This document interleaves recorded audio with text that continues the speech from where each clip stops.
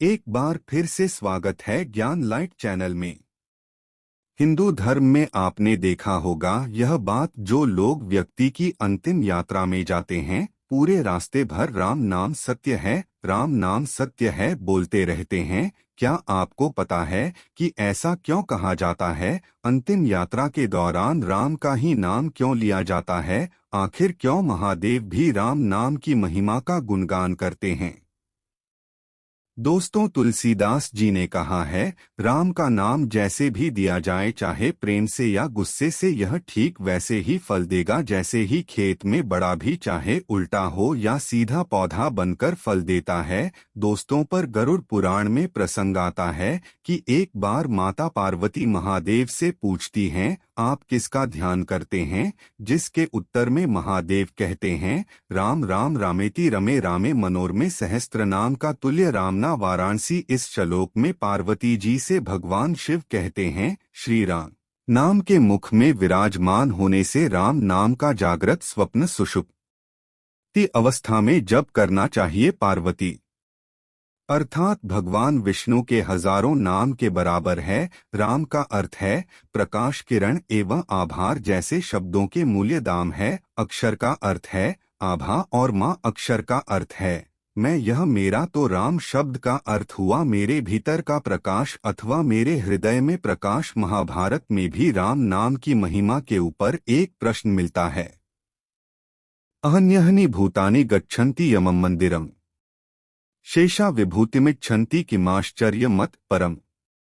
इस श्लोक को सुनाने के पीछे युधिष्ठिर का मकसद था कि जब हम शव को शमशान घाट ले जाते हैं तब तो हम राम का नाम लेते हैं, लेकिन वहां से आते वक्त हम सभी मोहमाया और संपत्ति की चिंता करने लग जाते हैं।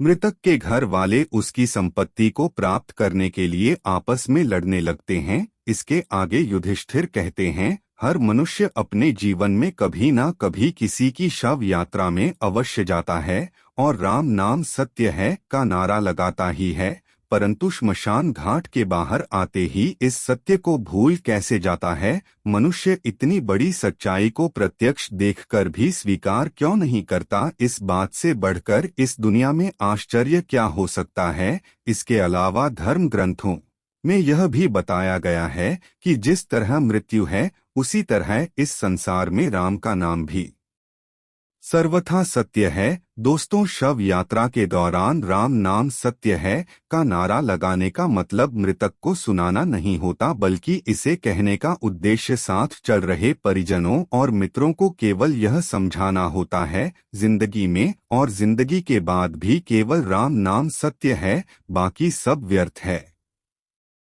अब आप सोच रहे होंगे कि केवल राम का नाम क्यों है? ऐसा इसलिए है क्योंकि जब राम नाम का जप किया जाता है तब मृत आत्मा को मुक्ति मिलती है। ऐसा माना जाता है कि अंतिम यात्रा के दौरान राम का नाम बोलने से मृतक जन्म और मृत्यु के चक्र से मुक्त हो जाता है और उसे श्री हरि के चरणों में स्थान मिलता है। इतना ही नहीं, शास्त्रों में यह भी बताया गया है कि राम नाम जपने से मनुष्य के मन में बुरे विचारों का आना बंद हो जाता है और सत्य के मार्ग पर चलने लगता है। इस राम नाम का जप करने से परिवार वालों को भी उसको भूलने में मदद मिलती है। जब भी किसी परिजन की मृत्यु होती है काफी निराश हो जाते हैं। ऐसी स्थिति में राम नाम ही वह मंत्र है जो इस दुख की घड़ी से बाहर निकालने में मदद करता है।